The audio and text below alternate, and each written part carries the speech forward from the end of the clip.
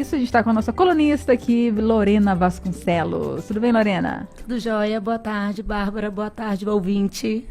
Gente, ela tá com 2 temas muito legais. Vamos começar de uma coisa, dando uma luz para quem quer ir para um destino que é uma cidade que não é tão famosa internacionalmente, mas tem um jeitinho, e aí passar assim fica caro, gente. Sei lá, se você quiser ir para Budapeste, vai ser uma facada. Mas tem um jeitinho de ficar mais barato, e é isso que a Lorena vai trazer pra gente hoje. Eu falo assim que são os segredos para comprar passagem aérea mais barata que poucas pessoas sabem. Primeiro eu vou contar uma história que aconteceu na minha lua de mel. Meu sonho de vida era conhecer a Grécia. Quando eu fui pesquisar a passagem de São Paulo para a Grécia estava R$8.000. Ou seja, esse sonho não ia ser realizado de jeito nenhum, né? R$8.000 sem condições. Então, eu pensei assim, eu falei, qual é outro lugar que eu queria conhecer na Europa? Qual lugar assim que eu tenho um sonho? Eu falei, não, meu sonho também é conhecer Roma. Então, eu vi a passagem, isso foi em 2018, gente, então eu tô falando preços de 2018. Então, eu vi a passagem de São Paulo para Roma e ela tava R$1.800. Fui pesquisar as passagens de Roma para a Grécia e eu comprei por R$200. Ou seja, uma passagem que eu ia pagar só para conhecer a Grécia por R$8.000, eu paguei R$2.000 e eu conheci Roma e viajei pela Grécia também. E aí, no meio ainda eu coloquei a França, né? Porque eu vi que a passagem estava barata. Então, assim, conhecendo Roma, a Grécia e Paris, na França, eu gastei ao todo de passagem por em torno de R$2.500. Agora, tem uns cuidados que tem que ter, né? Eu sou muito adepta dessa modalidade aí. Inclusive, quando eu invento uns viagens para um lugar nada a ver, só porque tão barato, e eu sei que vai ter uma perninha, um jeito de eu conseguir passagens aéreas internas na Europa, são muito baratas, compradas com antecedência, assim, você compra às vezes até €30, já comprei passagem lá, muito baratinha. Mas tem uma série de cuidados, né? Por estar comprando separado. Isso, você tem que ficar de olho muito, assim, na questão dos horários. Porque se você colocar, eu vou chegar em Roma 2 horas da tarde e comprar já um voo para Grécia 5 da tarde. Então, assim, como tá separado essas passagens, a companhia aérea não é responsável por elas. Então, se der um atraso no voo do Brasil e você chegar atrasada lá na Europa, então você vai perder essa viagem. O que eu recomendo para você? Você tem, então, assim, já que você vai chegar por Roma, fica um dia na cidade e vai no outro dia para o destino que você quer. Ou então, na volta, sempre deixa para você turistar na cidade que você vai embora, que você volta para o Brasil.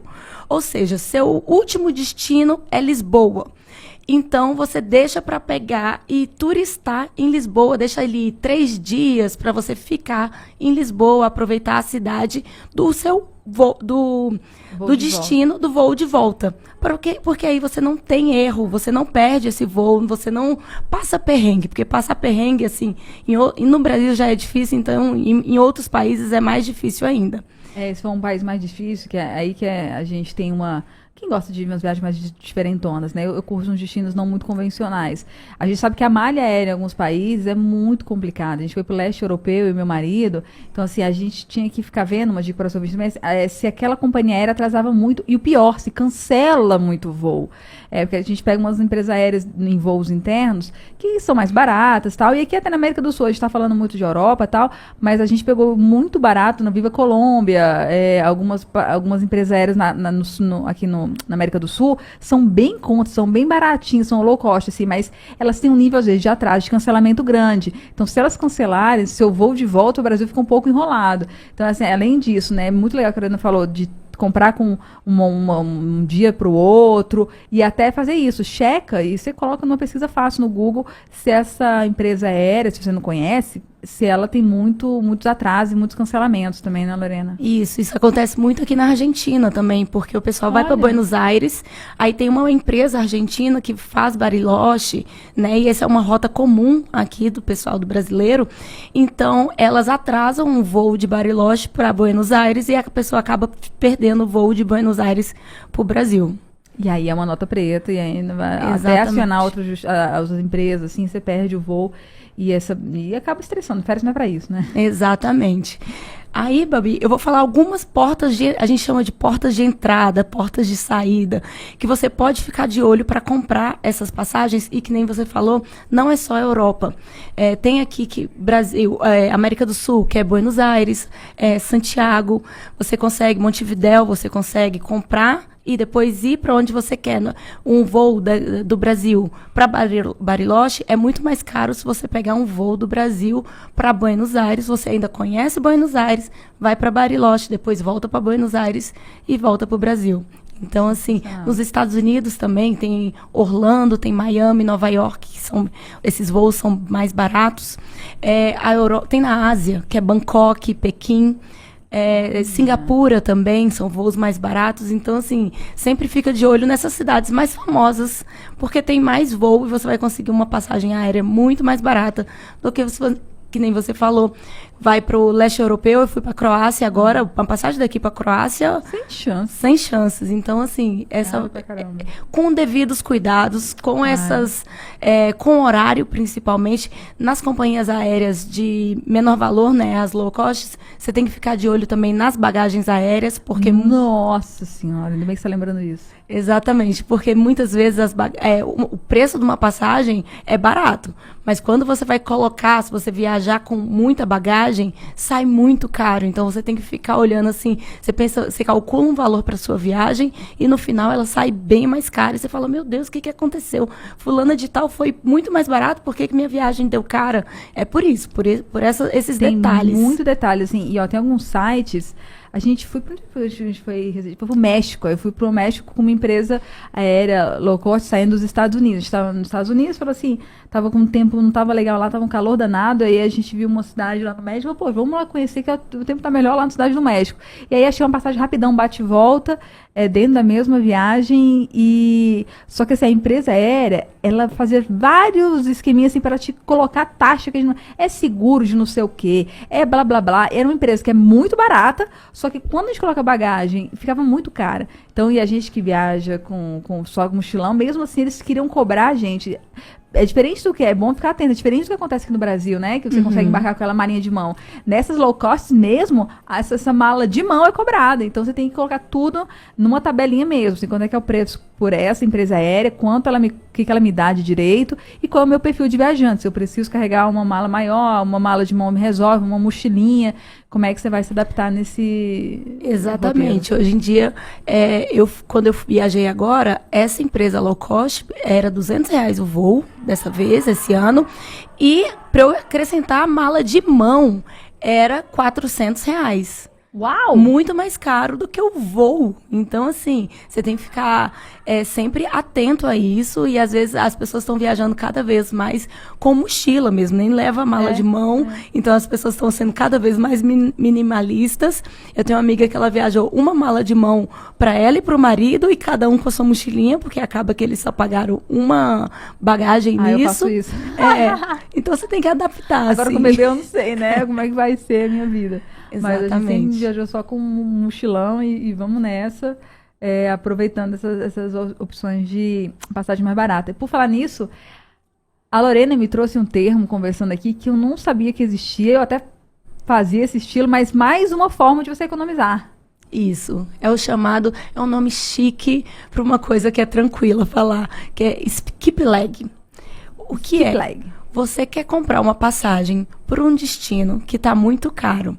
Então, você procura qual voo que sai da sua cidade. Por exemplo, eu quero ir para Salvador. Eu procuro um voo que sai da minha cidade, Brasília, e que faz conexão em Salvador. Porque quantas vezes, eu já vi várias vezes, eu quero ir para Salvador e uma passagem daqui para Salvador tá R$1.000. Mas se eu colocar uma passagem daqui para São Paulo e ela faz conexão em Salvador e tá R$200. Nossa, eu já vi isso várias vezes. E o destino final seria São Paulo nesse caso, mas ele faz um pit stop em Salvador. Então esse termo virou muito comum, tá muito famoso hoje em dia, que você compra uma passagem para um destino que não é o seu, mas na conexão você desembarca. Então, assim, tem alguns detalhes.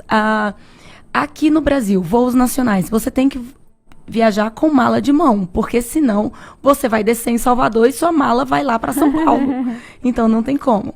Outro detalhe que é muito importante, você tem que comprar um trecho só, tem que comprar os trechos separados. Se você vai comprar o trecho de ida e você vai comprar o trecho de volta.